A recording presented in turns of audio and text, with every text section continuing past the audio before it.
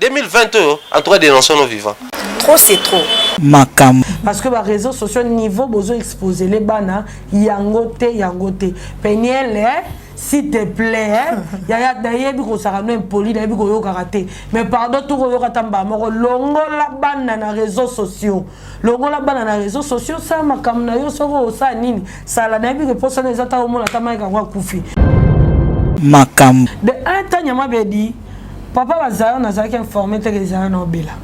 Oh, mais c'est tout le monde qui m'appelle des babines, c'est des Makam. Parce que soi-disant benga qui voilà pour avec ça Mike Kalamba qui est na obéla azwa qui est Mike Kalamba était déjà le rose qui Mike Kalamba était ni élection que message non comment Mike Katangaki Mike Rose attend 1950 messages à téléphone maman seul le kutanza babu ma bouton de Makam. c'est que j'ai jamais dit à la télé, je le dis aujourd'hui.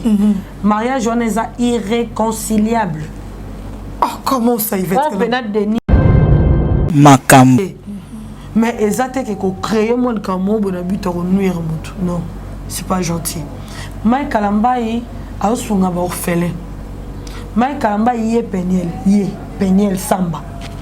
Ayebi avant dans Mike. Ayebi que Mike aura charge entourage na ebele.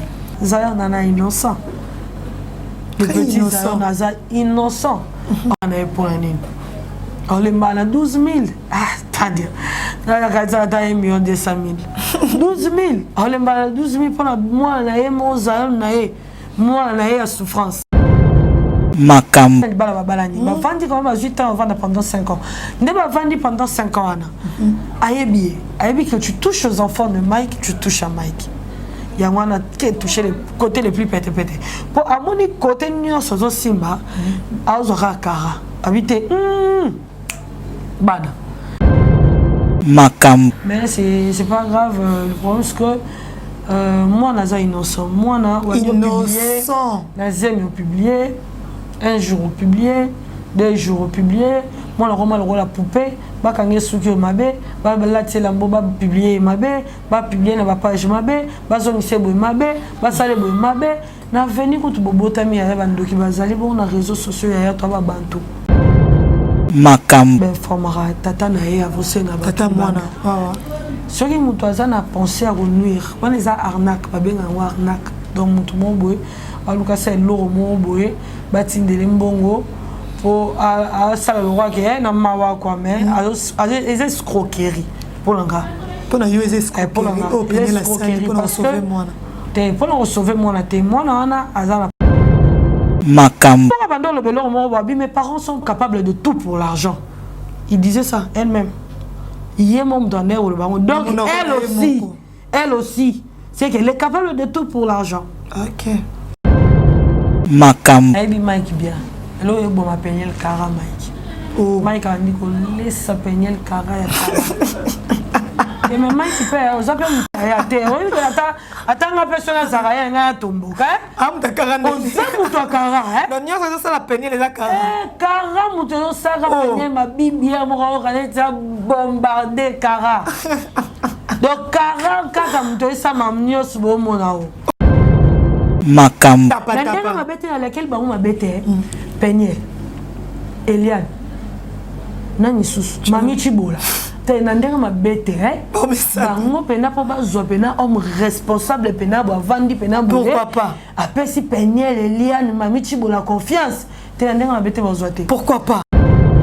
Makam. Tant que moi Kamba le bébé ça zaïn comme va CHD toutou. Peigné la lobby que comme moi les abas classe. A roki ko pesa moi na combo di toutouté.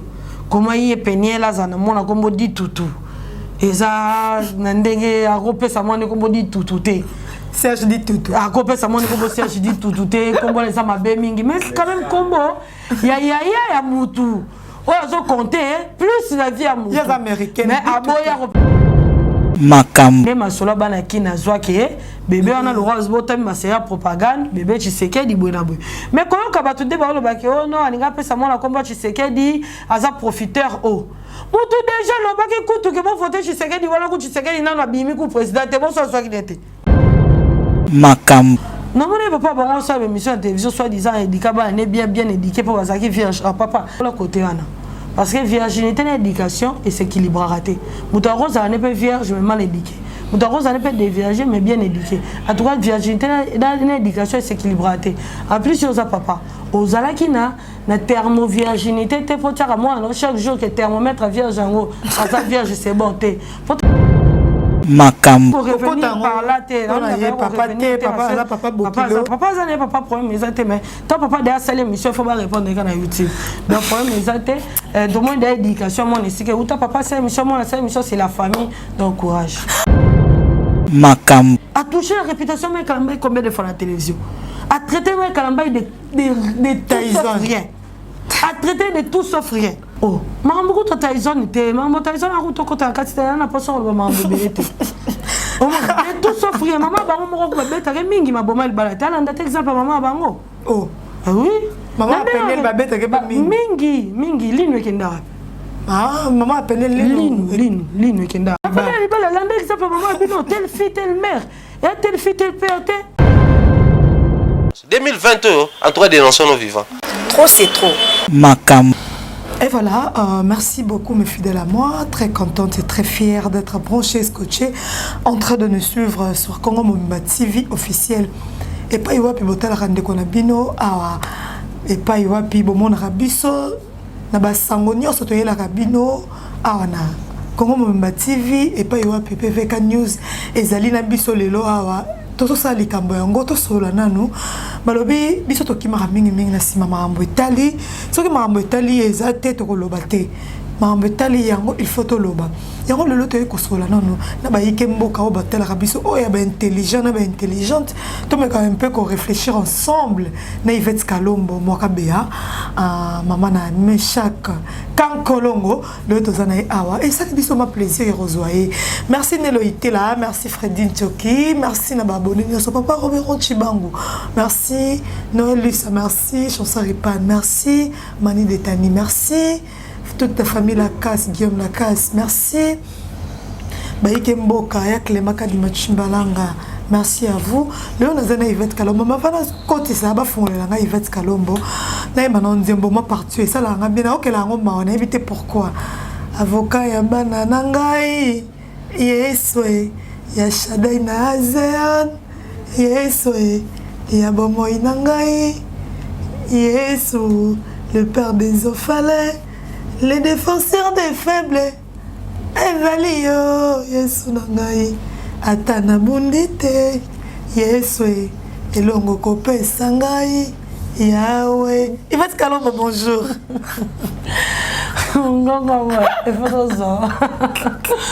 Bonjour Tani Wabe, dit Tani de Mani. Bonjour la CPR, vraiment tant on a la caméra comme Mobimba TV. La caméra Yvette Kalombo, en tout cas ça là on a bien dit on ne sait pas on fait ça parce qu'on est ok, Boni, Yvette Kalombo, ça marche bien. Oui, Yvette Kalombo, ça marche bien. Et tant que Oscar Marie Touzana Gaston Mangalaba, restaurant 30 juin à Zoé Debisso, Touzana Translation 7, Joe Lily Atal en chair et en os, Touzana Bongona Yemoko Siam, l'ex Aigle Noir, Touzana Pichou Araël et Tam Tam, Touzana vraiment la Batebele ou Bazo Sunga Penza, Yvette Kalombo, Touzana Toussaint Dombassi, en tout cas, Touzana vraiment est belle. Simon Bédi, donc il y a plusieurs personnes on va se soutenir vraiment Yvette Kalombo, merci Nabino au nom de tout le monde dans la tag la Bossen Kotanga Fabrice Moulele donc tout le monde donc on est ensemble merci beaucoup Billy Mouché du Konda Boka donc il y a plusieurs personnes comme le belle les sous Yvette Yvette Kalombo et les sous Makambo oh là là on passe un mot de passe toujours on apprend un biseau Willy Mouché Nico Damboka choisi ma tête le vénérable vraiment comme le belle pardon donc merci d'avoir voilà on va comprendre que Yvette Kalombo est na makambo nango et après na makambo nango tala lelo batunde bazo bakisama babi ko keneli bosse za kokoma tala lelo yo Yvette Kalombo mais Yvette Kalombo to ki ma mingi na makambo Italie oyo to yebike biso to ya na makambo Italie surtout na ba chaîne na biso balinga biso te kambo eza ko se passer tout le monde qui a engagé qui le colle à l'issano tout le monde a engagé le colle à l'issano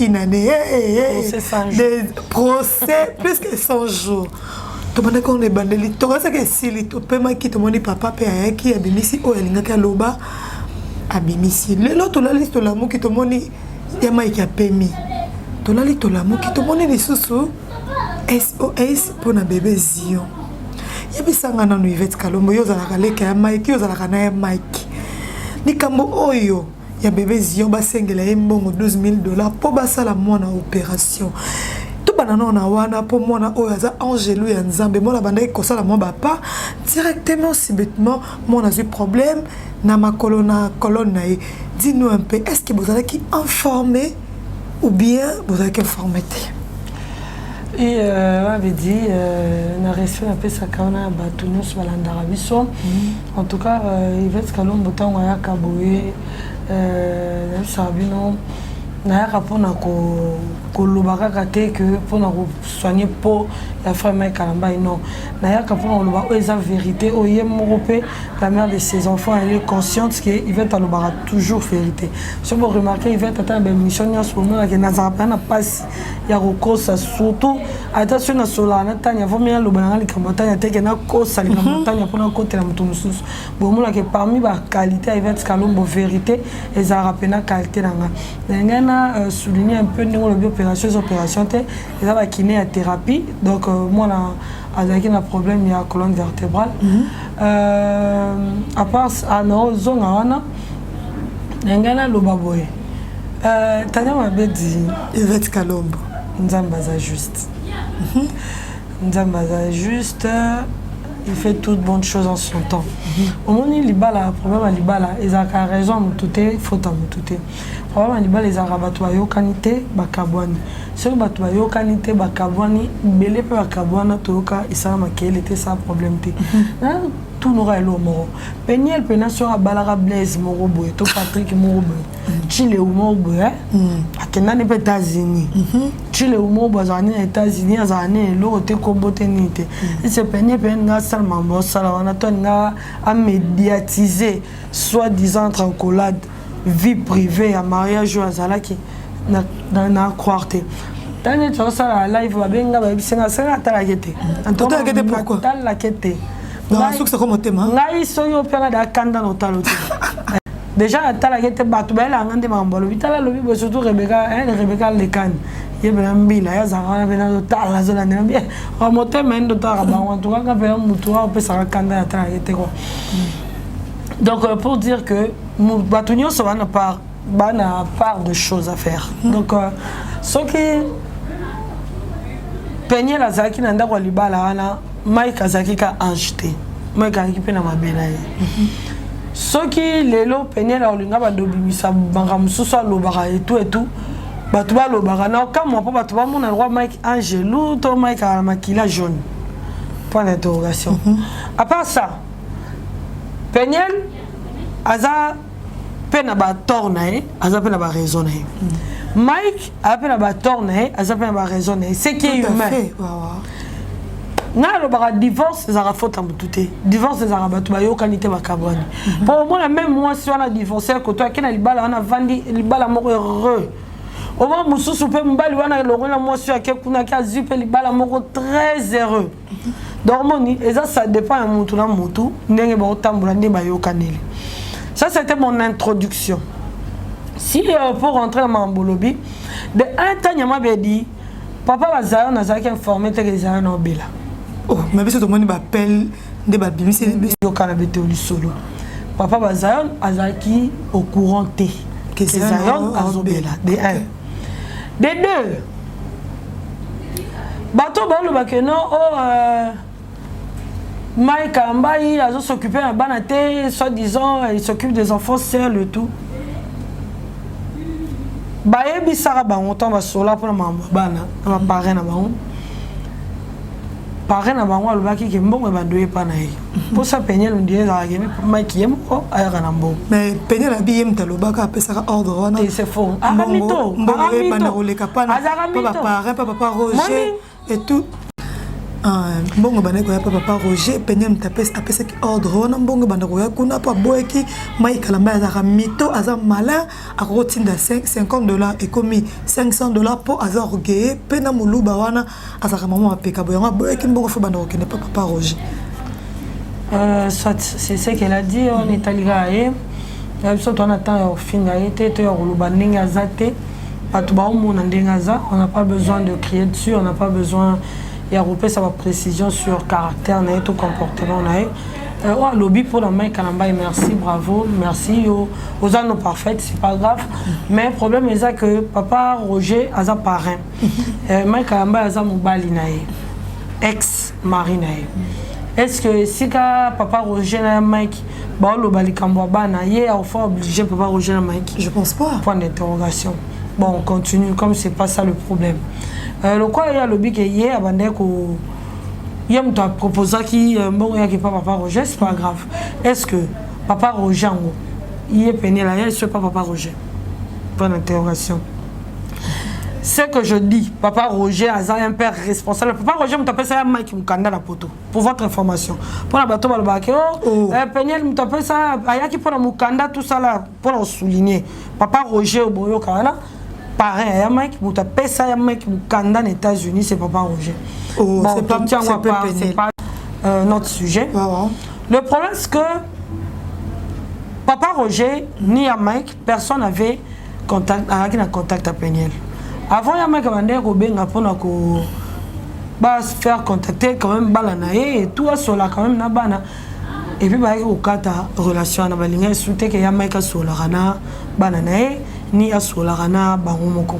Papa Roger, il était là à Zela Peniel, il a soutenu pour nos Zambongo, ni pour nos Kokutana Papa Roger. Ni Papa Roger, ni Mike, ni personne n'avait ni le numéro de Peniel, ni l'adresse de Peniel. Et si la Peniel a Zala Moutoye Bate. Et si la Peniel a Vanda, n'a pas sur la botte, c'est Barouza Baebi. Mais si la Peniel a Vanda Moutoye Bate, Mike a eu appelé leur papa. Papa Peniel. Il y a Mike à bien à papa Abarou. À bien à papa Abarou pour dire que non, j'ai besoin de voir les enfants, j'ai besoin d'appeler les enfants. Là, ils ont quand même un contact. Papa Abarou a répondu à Mike. Papa Abarou est un serviteur de Dieu. Il y a mon récit Kaza, Aza conscient, a répondu à Mike. Il faut quand même aux à la ange, aux à la serpent, ton habité aux à la nani, pour après tout ce que Peniel a eu à faire à la télé. Azo, les canets pour la télévision pour le baquet, je l'ai appelé, il n'a pas répondu. Non, bien, avec tout ce que tu as fait, je voulais vraiment répondre facilement. Déjà de 1, il y a même à répondre à un téléphone n'a pas si. Pourquoi? Parce que le téléphone ne sonnera à tout moment. C'est le même numéro, il a utilisé ça, ça fait 20 ans. 20 ans, même numéro. 20 ans plus même. Hein. Ah bon? J'ai là. Numéro de RTL. 7 ans recueilli, RTL et IS. Ça fait combien d'années? Et ça, là, 10 ans. T'es 10 ans parce que ma mère a couffé, ça fait 20 ans. Avant de c'est la télécelle. Ton maman a vu a couffé, papa a dit Ericsson. Ericsson a miné des séries à Mike Azoak Ericsson. Le numéro de Mike Abando c'est là, ça fait 20 ans presque. C'est la Tilelo. Ok. Imaginez que le numéro on est depuis il y a 49 55 300 dollars. Attends publier en haut. Il y a beaucoup de gens qui ont publié et mis publier avant publier en haut. 49 55 300 les gens qui va céder. Si on change d'un numéro. On change d'un numéro maman. Tant qu'on bien ni va pas que ça yo. On s'en appelle monsieur Zubé. Allô, ça peut-être là mon vite fait dans un studio, on va concentrer. On va allô. Oui, allô, frère Mike. Tu l'as combien merci maman. Eh, tu l'as bien. On va lui seulement et qui n'est malonga te mais ils ont c'est un ramuto. Attends puis sur ton monde en gros, puis sur on va c'est ça Mikem qui ya. Ton monde en gros quand même ba bengue pas muto mo lui sur les a tinga te au ça maman important. Au sani, au kata. Déjà le fait que papa bané azaki un numéro n'a été sûrement tant il y a bengi le bac soi-disant benga qui voilà pour avec ça Mike Kalamba qui est là bela azwa qui est Mike Kalamba déjà le rose qui Mike Kalamba ni élection que message no comment Mike Katanga Mike Rose atanga 1950 messages à téléphone maman seul le kutanza babu mabutonelo mais avec pas comme là qui est ce Mike déjà ça un numéro non t'es bien ma bédi tant on a un numéro là tant on a un message au titre de la message je vois directement que c'est ma bédi le facilitant répondre que tout le monde peut-être au monde kala peut-être na ebi kala to moi classe so moi kala nga ba camarade na ko ba finga nga il fait tout bon boko yo ba ko na tongo ka pendant 22h donc l'état autant ratitaka ngai na kana ba message WhatsApp des fois moi na penake au fongoli WhatsApp 1950 messages suko tanga ka mo so le ka chuta 600 ngote Karine kuta 600 ta Karine na ba message atanga te bandaki sasa kenda poto so da ko sa lo balanga ka il fait to kosi le kechu ala ba message so atanga ka te donc le kechu message be mo tanga ka. Vous ratez un message important. C'est parmi les défauts de Yamaïque. Oui, qui va à côté de l'été. On va quand même à côté de l'été pour voir à côté de c'est parmi les défauts de Yamaïque. Yamaïque a un défaut téléphone. En fait, quand il fait son travail, il veut que son travail soit bien fait. Alors, il laisse tout de côté. Talaka a un niveau que bon mon de quel sont dans studio na wana ça m'a camné wana ou soit on concentré mon ministère donc il oublie tout sûrement nous va changer de numéro il y a même que numéro ça avant de quand même dans mes calamba on a comment quand même que mes calamba ya bana pas numéro habité et quand même que mes calamba comment na pas numéro habité azana dans les États-Unis bana ba ya rené poni ya komela ya rené tata on mona que mes ko ya mbaté bana pareil wa pareil na mariage bango poni ya benga papa Roger te pas papa Roger que papa Roger zayon est malade balu quelle solution na bien na niveau ya Mike pena ya ndenga mabete azana ministère chrétien na ndenga mabete na niveau ya Mike pena Jeff dit le tête le docteur aux États-Unis.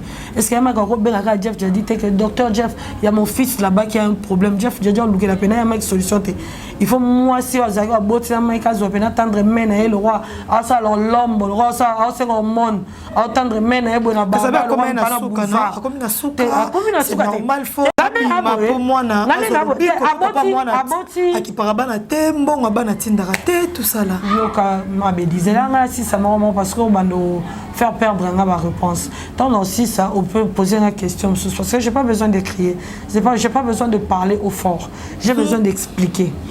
En fait, mutako mana suka soit zangi mutu. Normalement. Ozaki na bato. Soit ozalaki na parrain ou parrain na mariage. Papa Roger, il est en vie. Madame, il y a Papa Roger Azali. Il y a René, un grand frère, il y a Mike Kalamba, il y a aux États-Unis na bango. Azali Julie Meta ou Alandi Mike Kalamba na sima aux États-Unis na bango. Azali une grande famille. Maman bijou les cannes.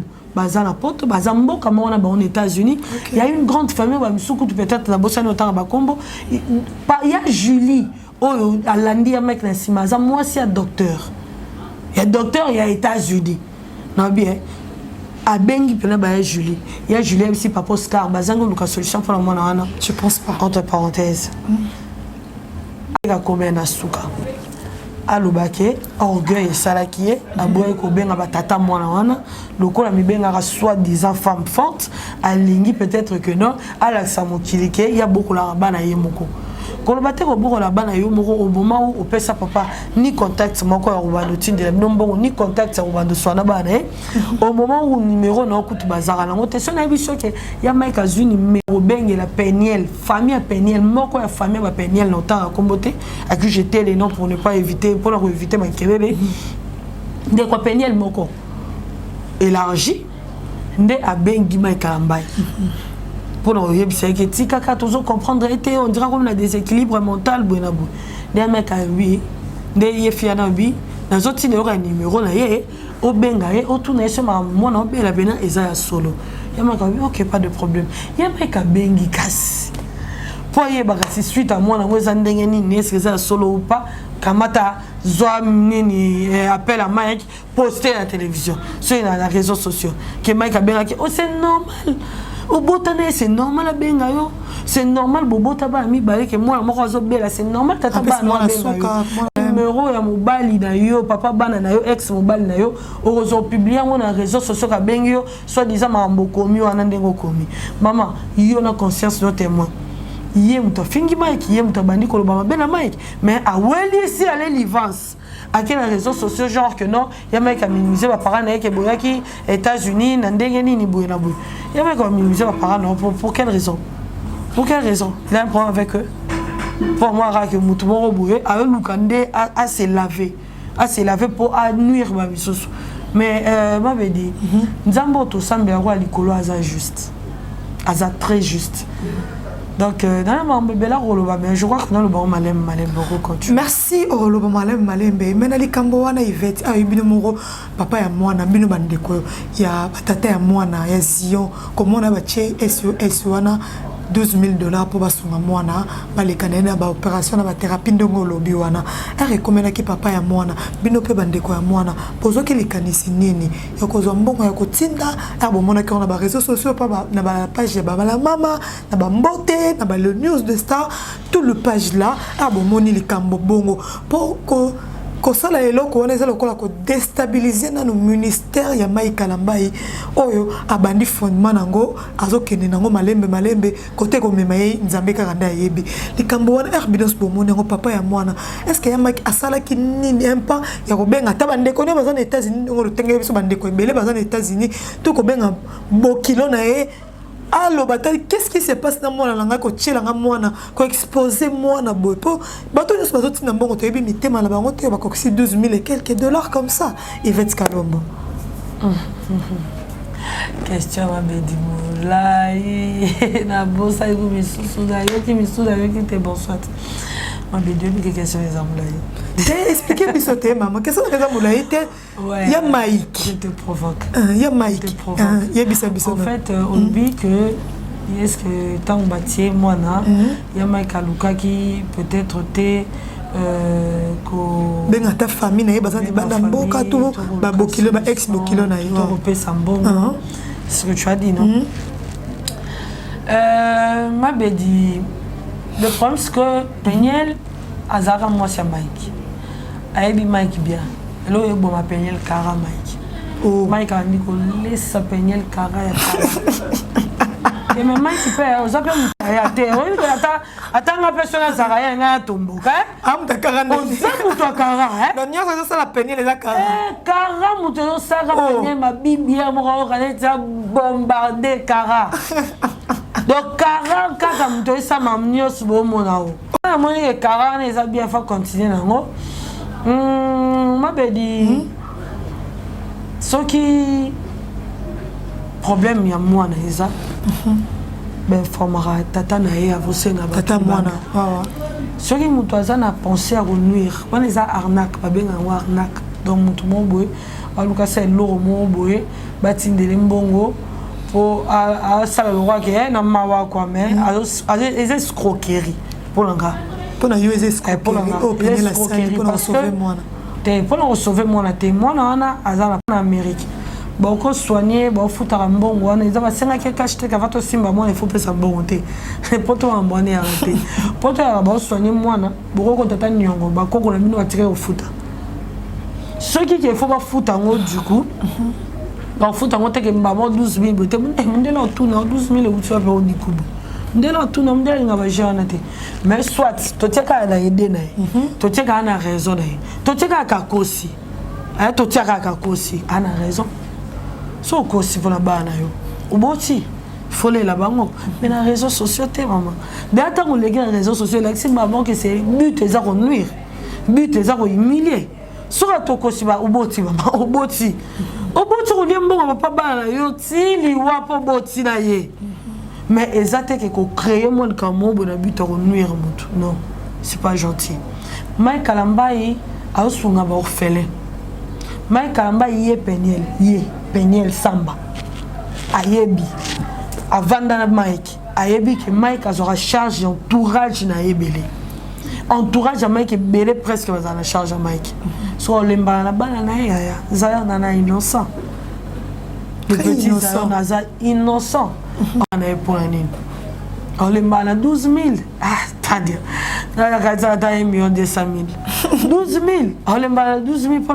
moi na ye mo zaya na ye moi na ye souffrance lemba na avocat baziona bachana lemba na eta lemba na 12,000 te wana za na bita ko nuire ya ko kitsa mutu parce que mec a pe kaka na bato balinga kete a pe na baini mais na mambo pena o balbara de fois le malheur bon na di ye ko lipe baini belé na mambo na ye oui na ye ko lipe baini belé pe ba ko fanda pe na mai comme mo ini ya monguna vous comprenez mais c'est pas grave le problème c'est que moi naza innocent moi na innocent na zemi publié un jour publié, 2 jours publié, moi le rôle la poupée, ba kangé souki mabe, ba la tselambo ba publier mabe, ba publier na ba page mabe, ba zongise boy mabe, ba sale boy mabe, na veni ko to bobotami ya ba ndoki bazali bon na réseaux sociaux ya to ba bantu.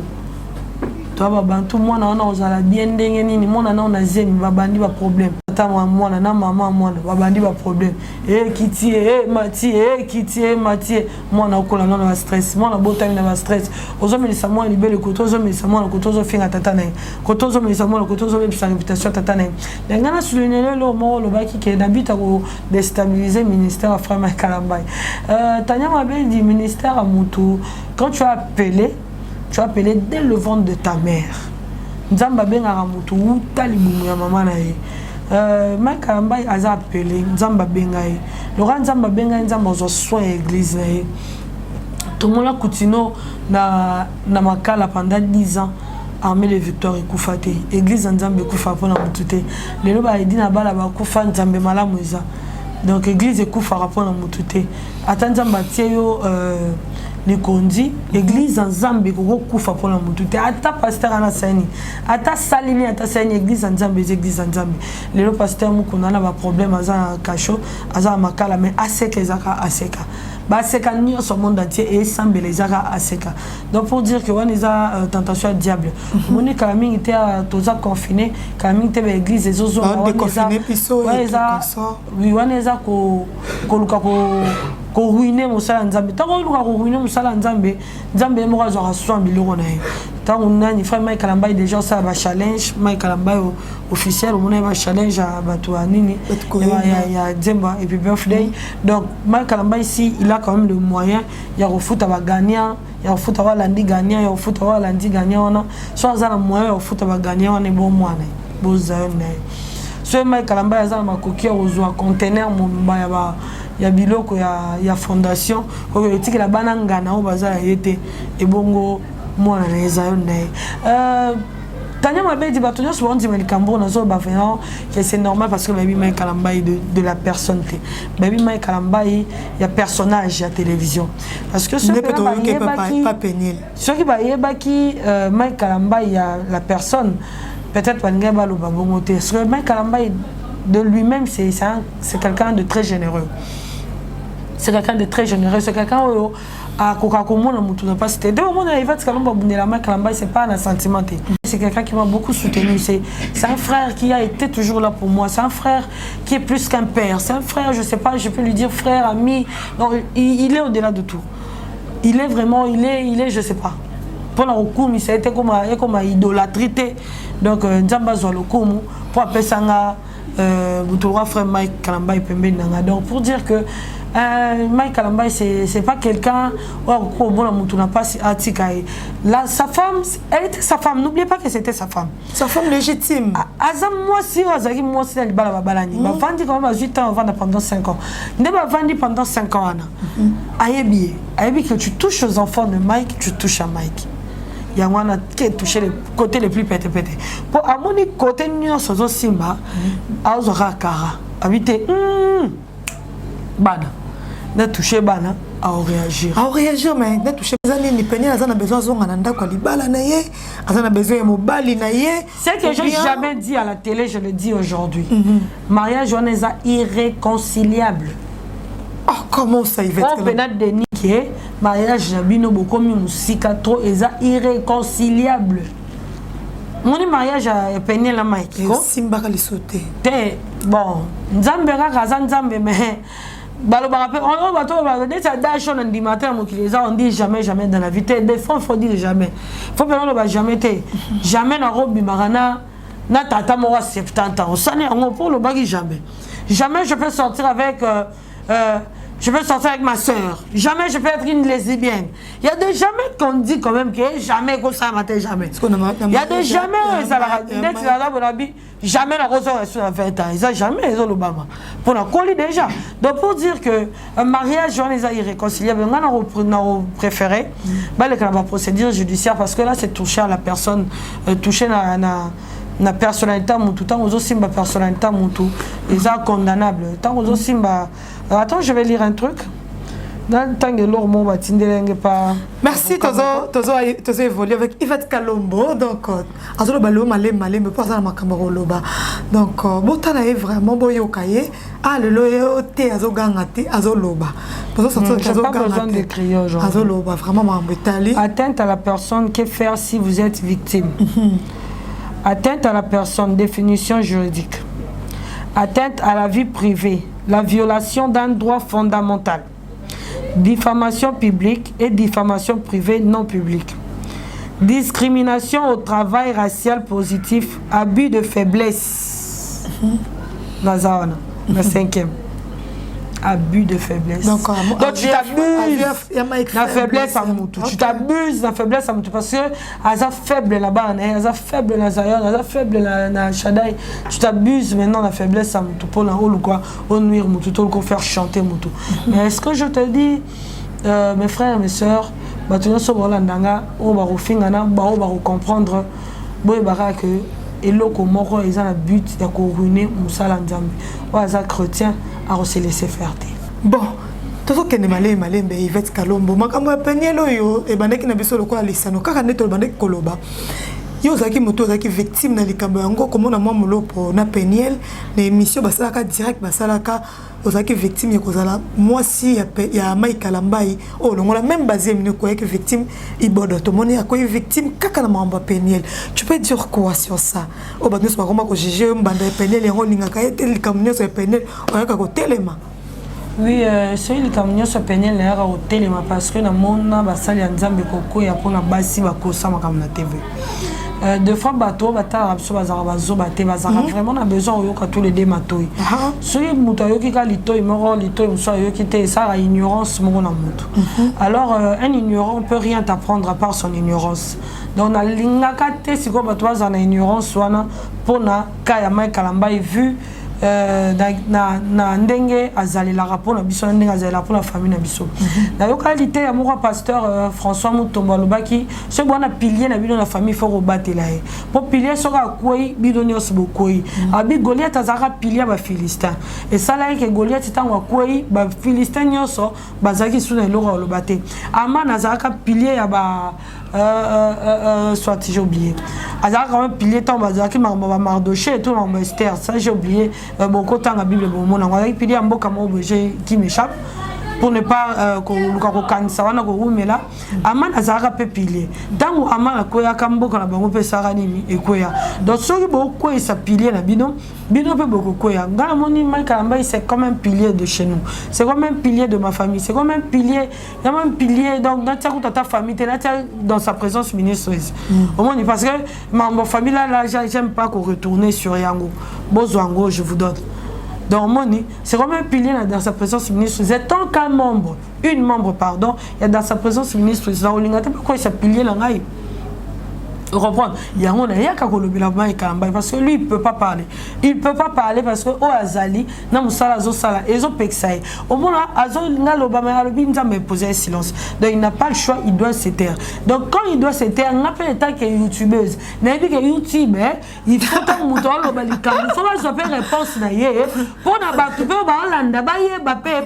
YouTube ba to nga roye ba.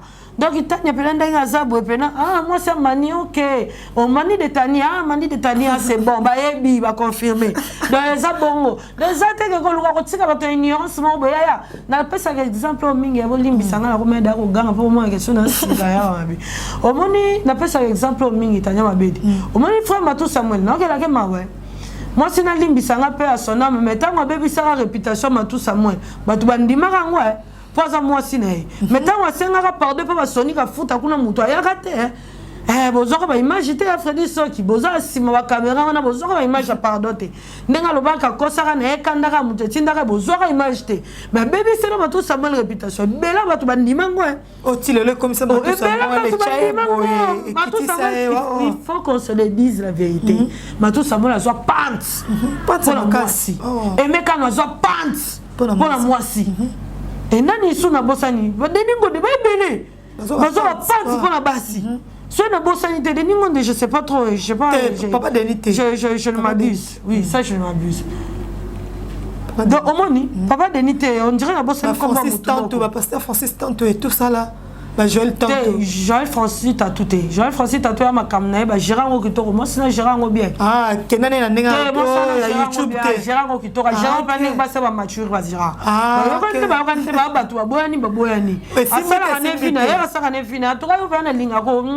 Belle fille, toi qu'on a ligne à reprendre nos sacs. On va dans la kimia, on y a autrement été les losos comme Moutomalonga. On va dans un vice-ministre, non, beaux à l'aise. La dernière m'a bêté à laquelle on m'a bêté. Peigné, Eliane, Nani Sous, Mami Chibola. T'es un dernier m'a bêté, hein? Bango pena pour bazo pena homme responsable pena pour vendre pena pour. Pourquoi pas? Après si Peigné, Eliane, Mami Chibola confiance. Pourquoi pas? Baba belle fille bon on a ndenga mabete passer wa fa il faut yemo yeme nzambe pena atinde ba on a laquelle na ngabino mabete ndenga mabete pena ndenga normal pena bo hein normal ndenga réalité pena hein un bon tonton le roi PW missioni angumba chemise kitoko Rolex kitoko ya bino te na ndenga mabete na kitoko na bino ba ko banga bino ya ba bando te na bino ba téléphone we pena otambu tonton te ba téléphone ah ouais bon te la bino ba téléphone yana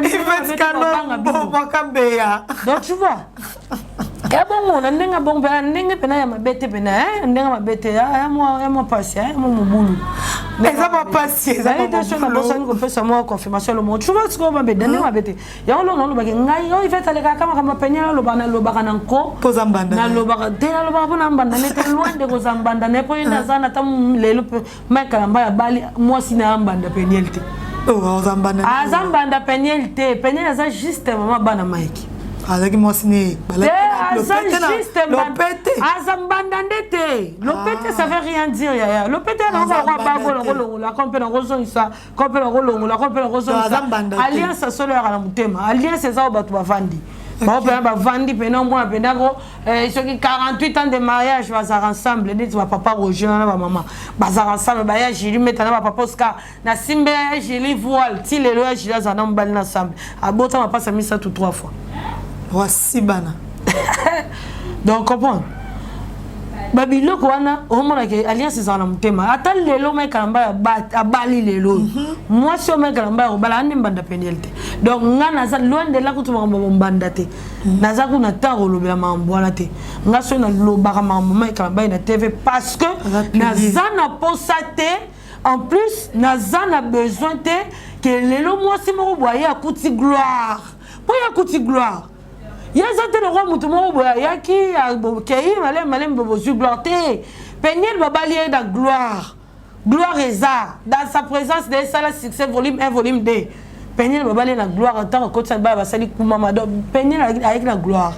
De dingue avec la gloire, on a la rolling à Peignel, le à quoi sa gloire, on a nioso. Pona. Et l'eau, peut-être ça bon côté. Au moins, dans l'hôpital, il m'a nioso loba. Mike Kamba a raison. Mike Kamba a pas na tort. Pas un moutou. Alors, ça fait un camo bois salaki mabe. Mais n'engé à Roko, n'engé pena au bon c'est la macamba. Mon qui est bongo. Et c'est né pena moi c'est maïe les pena quand ça m'a rapporté à bon ça m'a besoin bongo. Non, mon papa, bon, ça, émission de télévision, soi-disant, éduqué, bien éduqué pour Wazaki vierge. Papa, n'engé bête papa, avec tout le respect que je te dois, parce que ça, papa, beaucoup de gens répondre, mais l'on l'a côté, Anna. Parce que virginité et éducation et s'équilibre raté. Mouta Rose n'est pas vierge mais mal éduqué. Mouta Rose n'est pas déviergé mais bien éduqué. En tout cas, virginité et éducation et s'équilibre raté. En plus, sur ça papa, aux alakina, la thermovirginité, t'es pour à moi, chaque jour que thermomètre vierge en haut, à vierge c'est bon. Pourtant, moi, pas que ça me ramène, tu l'as parenté que papa l'élo, héroïne, tu l'as parenté, tu l'as kimia, tu zongi fait kimia.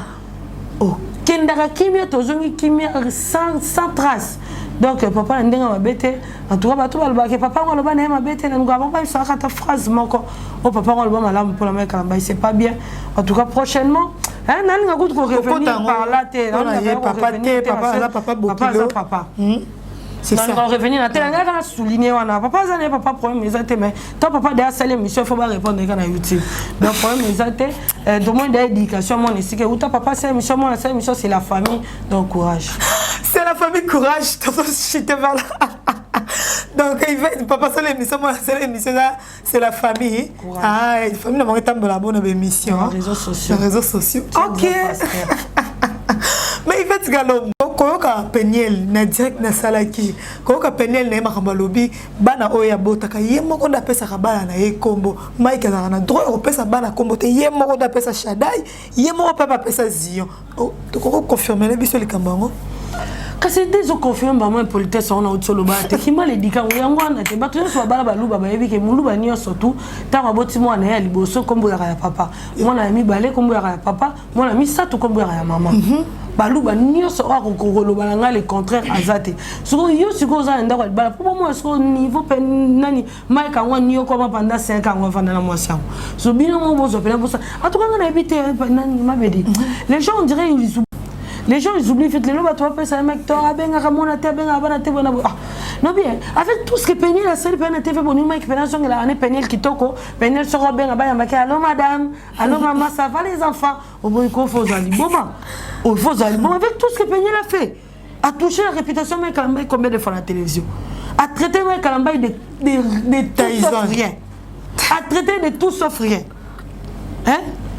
Oh, maman beaucoup Tyson était maman Tyson a route côté à quatre na pas sur le maman bébé oh tout sauf rien maman bango moko ko beta ke mingi maboma le balata na ndate exemple maman bango oh ah oui maman Peniel ba beta ke mingi linu kenda ah maman Peniel linu kenda ba la exemple maman bino telle fille telle mère et telle fille telle père non non non ma bête na nete limbi sans ma de façon les autres milieu ba parents ba kota mingi Dimisa so ma bela bika ke falloir la maman bino avant d'aller bala ya koka ni maman beta na telle mère telle fille faut la maman au monde ni ndenge ma bete tu vois tane ma belle dit babilo mususu ngana na sepela na ngote ya on a les télévision on a les télévision na senga mec ndilate non ya sabino lelo franchement sincèrement Dieu m'a tant parlé na leka télévision senga mec ndilate na leka télévision ba mona bandi ko loba maman bandi o pour peut-être trop le couteau ya ba to ba zongo sérieux ba to zongo sérieux Mike Kalamba a une réputation à préserver ceux qui ont la réputation préservée Mike Kalamba quand même il a une réputation préservée aux hommes maman bala na c'est spéciaux audience c'était spéciaux pouvoir te au salir réputation mutu kobima mutu to kozamo c'est mutu spéciaux accepter au simba vie privée to ko commenter au niveau au simba personnalité mutu non quand même Mike Kalamba a une vie privée quand il a droit à la vie privée Azap a droit à revivre à l'aise au roi batouillons tout ah ma belle nene ma bête en tout cas d'ailleurs regretter on peut ma casse on a page des réseaux en plus on dirait ma page presque on dit ça contre Mike Kalamba bon c'est normal on comprend parce que mais ma sola banakin il y a tellement de mingi Peniel ma sola banakin quand même bon ma sola banakin azana ndenge mon bon c'est la maman polémique la maman meilleure page ma sola banakin ba sola banakin tout ça ba page polémique nazo contenir bino rigueur mais seulement faut tant rappeler pas de choses faut beaucoup karmato et mi balé c'est bien le roi bino bobima la télévision le roi Zouzi. On va Zouzi les réseaux sociaux. Donc il faut rappeler tous les deux côtés où ça la moins bien. Parce que ce moment à côté moi et ça bien seulement la télévision c'est pour une seule raison. Je peux pas laisser Peniel courir au cause de la télévision pour la une réputation Mike Kalamba au moment où je connais la vérité. Ça je peux pas. En plus moi je suis dans YouTube. Na ebi Mike Kalamba, na ebi famille Mike Kalamba, na ebi ma nyosto et les calendars Mike Kalamba sans compter il y a vie privée et intime. Mais ma caméra bandère ou les calendars tout on connaît. Donc na koki koyate na koki kotika tenga na YouTube même la fille mo bozo les canaux YouTube pour le baba be mo bo eza soloté bato bazo croire pas même sa réputation et nango peut-être on compter plus pour la na ko linga ngote. OK. Donc tu vois, c'est pour ça on des seules raisons dans les cas tes autres comme tout ça moi et c'est quand maman capia senga pardon bato ba mona raté. Donc na otika pe Peniel talo mambolo kuta te venga pe na olandeka na mito na. Merci Yvette Kalamba to comme jeter vers la fin émission mais avant aussi les émissions na biso tout nanga makambo kombo mama kombo oui tout nanga makambo kombo na sisakité na kenda ngoka shalom lai moi si déjà hein moi ça muluba yé pas za muluba papa bango za muluba a contredire ngate ce papa bango ko aider a yebisaye nini ngo bana ya baluba basalaka nini ngo bana baluba so babala ni basalaka coutume ezaka na Bible coutume ya 10 commandements de Dieu ndé coutume bolbe ngango kindokite coutume ya mabeza ya malamu eza donc coutume mboka na bino tika coutume mboka ne ba benga mariage coutumier sans pasteur parce que ça mariage coutumier te rosa pasteur donc coutume ezaka déjà comme Shada au Pesaka mais tu sais que moninga pesa Zion et ça bébé Tshisekedi wana ezalaka grosse mensonge. Pourquoi je dis ça? Parce que Zion balinga ba pesa comme CHD Tutu. CHD Tutu ça y a grand frère ba frère Mike Kufa paix à son âme. C'est le grand frère wana asaila Mike Kalamba m'a mobélé na vie. De hasard grand frère mon toi na vie toi na famille mais on avait la yano moro boya touché au trop. Net na na mami Kalombo. On a ya no mo pas ça tellement wa moment belé net sima ya na ngana mami aza kwa mama pola nga ya na nga mami akolisanga ye momo mkenga pe mo mke mama kufi me yende muto ozwanga swa zo kolisanga muto alexanga ola ta bande hygiénique muto alexanga ola ta caleçon ya na ngana mami donc mami Kalombo c'est le longa na boti na bikena pesa mo na nga ko mami Kalombo mobali na ngai a robo ya te kena pesa ko mami Kalombo ko zwa kombo eza obligatoire te okoki mobali ndaza na droit ya opesa mo la kombo ya liboso mo na mibale mais akokipe ko salo grâce apeso pe kombo neta na grande sœur na mususu pe mobali na ye abota da bala misato avant tangu ayo bala na mobali na ye aboti mo na liboso mobali na pesa kombo mama abiso mais moi na liboso na ya na biso mo ni mobali muto ndimi ka pesa kombo tangu mai Kalamba le ba pesa Zion kombo CHD Tutu penye la lobby ke kombo les basse classe kombo ni za mabe kombo ni za kitoko te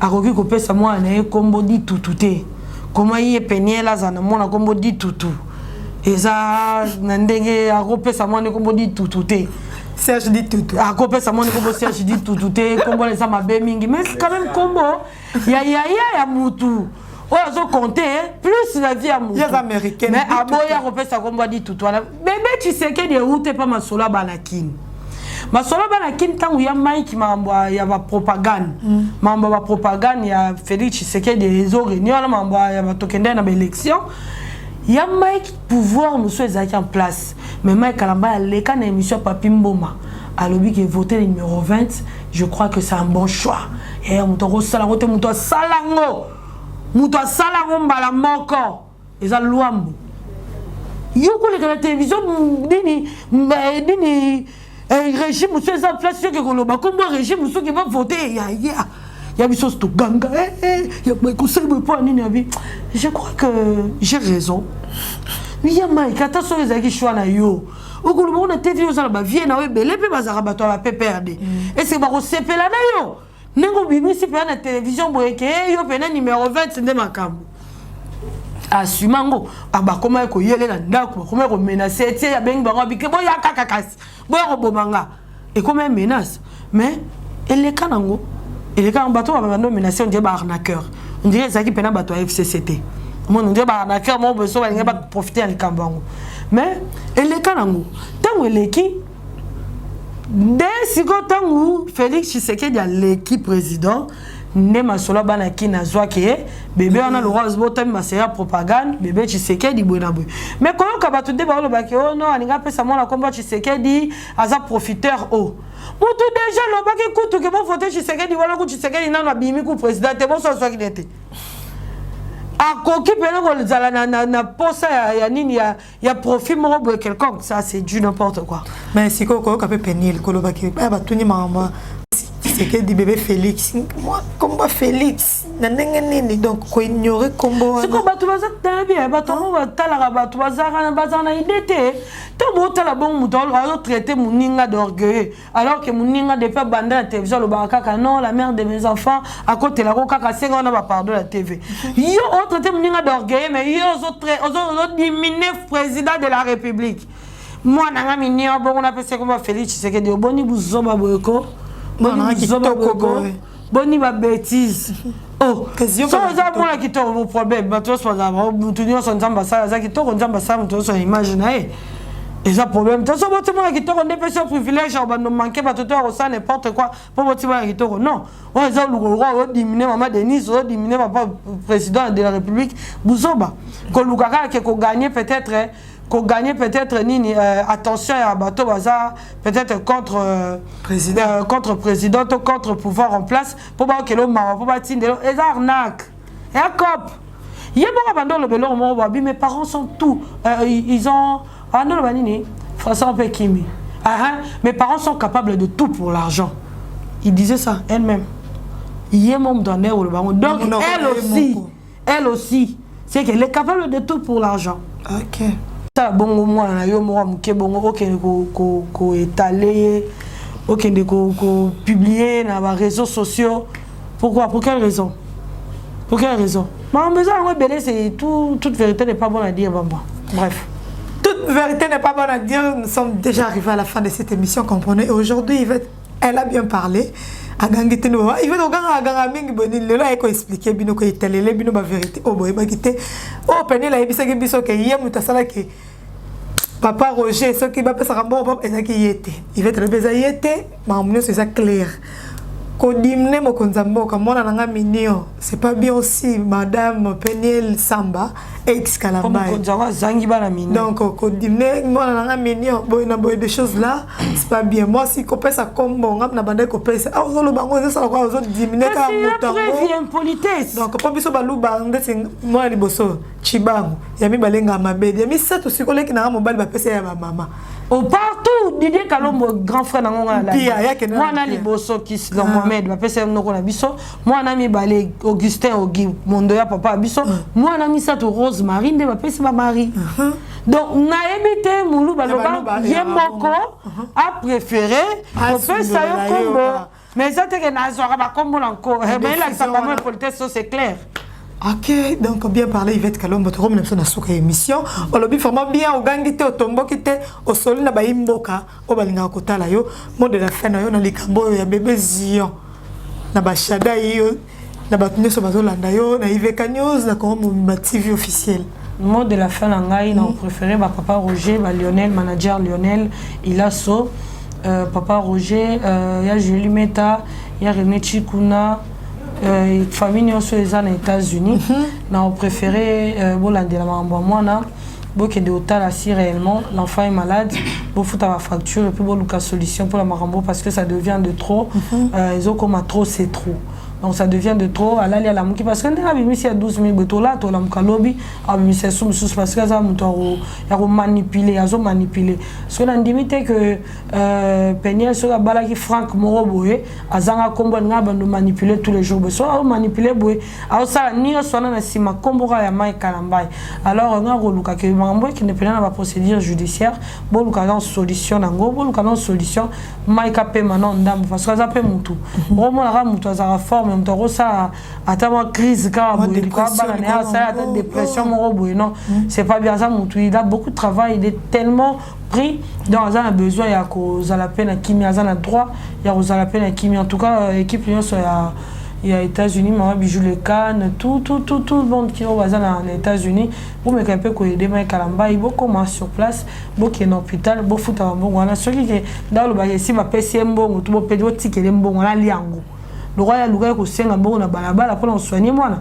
botikele mbongo na lia mwana na makila na biso ama makila mai Kalamba ina tako ya biso te po na boye buzoba ama makila mai Kalamba donc bokende bino moko bokende ko voir ce que zandeni parce que na epike boye bi adresse na été boye bi sika za raté le kola lo baké bino benga raté bo kiparaté bon luka numéro onde kwa mai onde kwa yemo kona ni Peniel atinda ke pa mai Kalamba bo luka bobenga bango bala kisabino sika Peniel azabo soigner no makambo et ça peut on a c'est parce qu'on a vu Peniel au publier mais c'est pas grave mais bon mécano rejoindre solution sur makambo bana passion alimentaire assurance il y a maladie à bana bon mécano close dans makambo bana muke parce que il y a on des sika zo kende ko simbela mingi bo ça non moi barrière hein pour azanga raison il y a ça prochainement donc pour nanga famille ba kende ko futa mbongo wana bango moko na hôpital ba pesa ba facture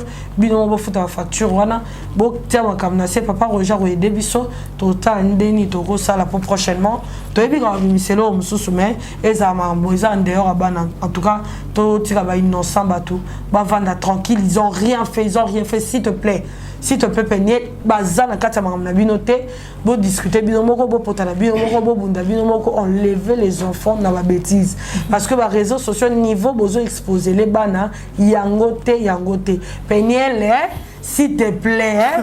Yaya d'ailleurs biko ça rano impoli d'ailleurs biko yo karaté. Mais pardon tout yo katamba moko longo la bana na réseaux sociaux. Longo la bana na réseaux sociaux ça makamna yo soko ça nini. Ça la d'ailleurs biko posa ezata au mona tamaika kwa kufi. Mais le roi nzambe nganda simbi bomoy. Chance ka le roi muta simbi bomoy donc voilà ce que j'avais à dire. Quelques dédicaces c'était dédicace c'est comme ça ngatenga za youtubeur zalia mabanga quand même Gaston Mangala zana na rosa autant combo na été Gaston Mangala bar restaurant 30 juin à Montréal Mbotenayo Mbotena Translation 7 chez Adjoli Atala en chair et en os donc tous vos translations vos documents et lettres Bokenebo na Translation 7 chez Adjoli Atala en chair et en os Oscar Marie tout sponsor officiel de IVK News donc Bambotenayo Bambotena si à mon Lex Aigle Noir si à mon Lex Aigle Noir Bambotena maman Belinda Kim de Neuade donc Bambotena maman Joséphine Bola maman pasteur Bambotena Toussaint Dombassi de moi Bambotena Gege mon grosso Kamuleta Gege mon grosso Bambotena yo papa Bambote bisika so bozwami donc Nangarabino mingi bon continuer à s'abonner massivement à IVK News bon continuer à s'abonner massivement à Congo Mobimba Télévision en tout cas ça la biso vraiment plaisir donc ce que j'avais à dire c'est un peu ça bref merci beaucoup Yvette Kalombo merci merci Tania Abedi donc accepte quoi ya bengo pe mingi za kana bimina ke fete nanyo ya Patricia Nantoro nazoke sibola ah vraiment merci beaucoup Tania Abedi bon anniversaire à Patricia Nantoro Sugar de moi donc bon anniversaire à Tombo Tama et là en tout cas merci beaucoup Tania Abedi pour ngaka nzambe oko sosola bon anniversaire aussi à Chikito Mushashino mon vieux donc bon anniversaire à toi merci à Willy Moucheniko Damboka merci à ya Dédé mon passe à mot de passe mon papa merci beaucoup aussi à choisir ma tante le vénérable. Merci, tu comme la personne à Souka, on a vu que maintenant c'est pas la vie, c'est nos plaisir pour comprendre que Yvette Kalombo le la gangité le la solo le maram. Olingo tokito ko petaille hein. Merci. Ah, bates balinga biso to linga bino minga linga vana boka na mona tumbu mo yé.